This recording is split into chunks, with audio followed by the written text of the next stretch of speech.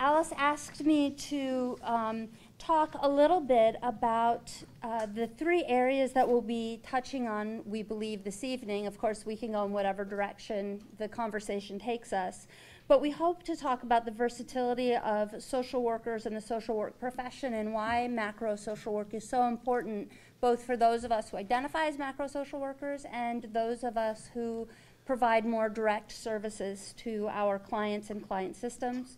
We also hope to talk about the career path for macro social workers, as well as how macro and micro social workers, or those who do direct service and those who do indirect service for our clients, work together and stay connected through the work.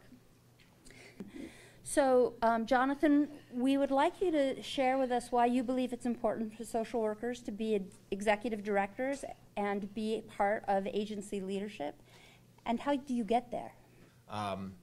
First off, it's really not on people's radar when they're in social work school. I know when I was in social work school, we really did not talk about agency management or anything like that. I was being trained as a clinician, and so that's what I was going to do.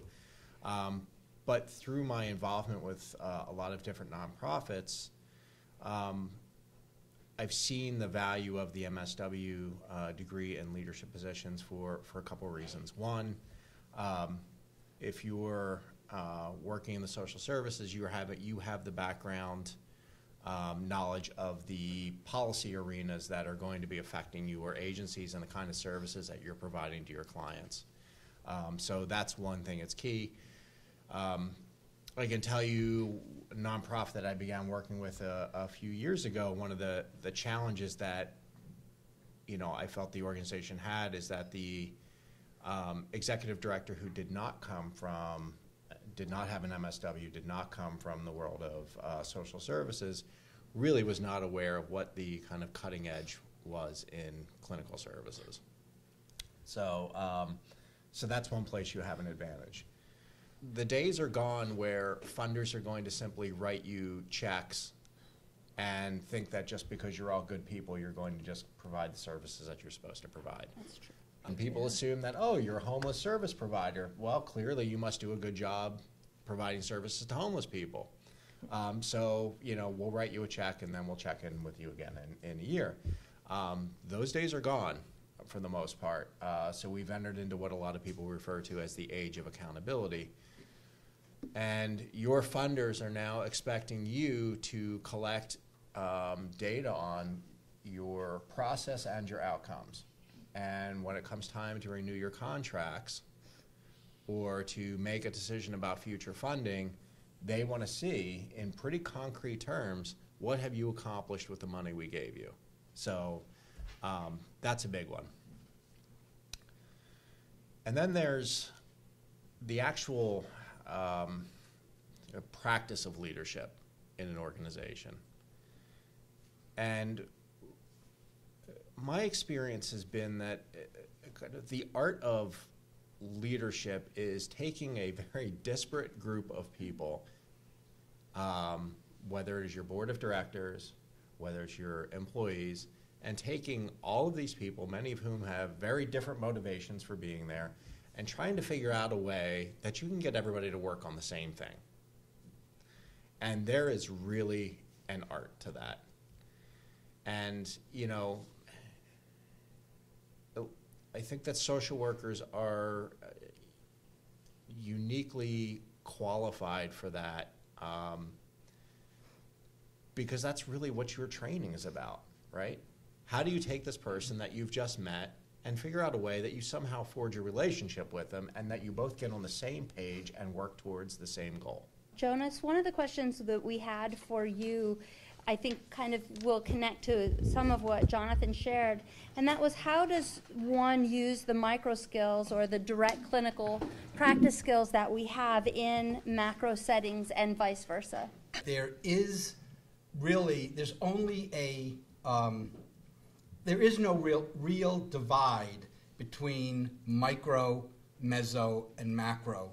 All three of those areas of practice that we talk about are, as Dr. Lucan said, are really the same a piece of the same skills in the clinical, in the micro courses, is to do exactly what Dr. Lucan says. We learn to do assessment, we learn to do intervention, we learn to do closing, and we learn to do evaluation. We learn this series of steps that we take with individuals, with couples, with families, with small groups,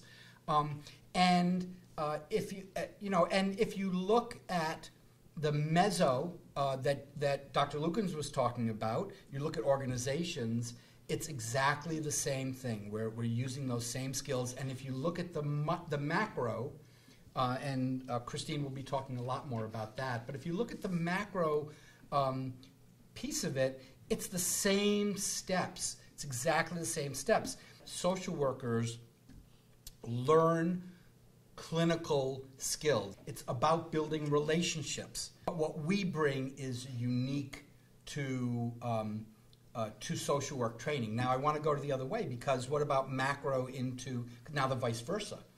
Think about bringing the macro piece into your clinical work. So encouraging your clients to go and testify for a bill on increasing shelter beds, or for you to get involved with NASW or other advocacy groups on issues that are important to you and to your clients. So again, I want to break down that you can only be a clinician or you can only be macro. You can't be at all, because you can and you are, and we should be. So I think that's bring your micro into your macro work, and bring your macro work and sensitivity and your policy and your research into your micro work. My job is to do the political action at NASW, because as you know, social workers care about individuals and communities, but we also deeply care about social justice. And that's part of our ethics and our values. And so a lot of the social justice to me is trying to make lives better. And what I do is I look for social justice bills that directly impact social workers' lives and your clients' lives. And then we develop an agenda of bills and legislative and policy work that we pursue over the course of a year or 2 years, and try to make change that will improve the lives. You know, how we pick issues and how we decide what to work on is very much based on the input that comes from social workers and on what the context is out in the world. I use your stories and your identification of problems and the things that you're finding out about to work with you to craft legislation or policy changes that can make a difference. You know, I think we need each other in that way. And I'm also supposed to talk a little bit about community organizing. Community organizing equals power. And the more if we had all of us meeting with a legislator, or all of us pushing on a certain homeless bill or a DCF bill or an elder care bill, that's real power. I would like to thank both Jonas and Christine. Thank you very much for spending your time with us.